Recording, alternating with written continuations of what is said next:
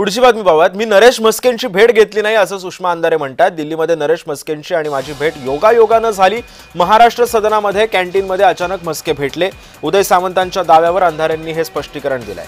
शिवसेनेच्या उपनेत्या सुषमा अंधारे उद्धव ठाकरेंवर का नाराज होत्या, त्या शिवसेनेमध्ये कधी येणार होत्या, त्या दिल्लीमध्ये खासदार नरेश म्हस्केंना का भेटल्या होत्या असे सवाल शिवसेनेचे मंत्री उदय सामंतांनी एका मुलाखतीमध्ये बोलताना प्रश्न उपस्थित केले।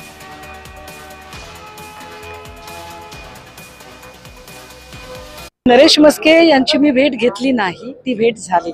आम्ही महाराष्ट्र सदनच्या कॅन्टीन मध्ये चहा घेताना जर माझ्या सोबत कुणी आलेलं असेल आणि त्यांनी जर चहा घेऊ केला असेल तर इतकी तर संस्कृती नक्की आहे आमच्याकडे की ओके चला एक कप ऑफ टी करूया। त्यामुळे ती भेट घेतली नाही, ती अतिशय अनाहूत भेट झाली।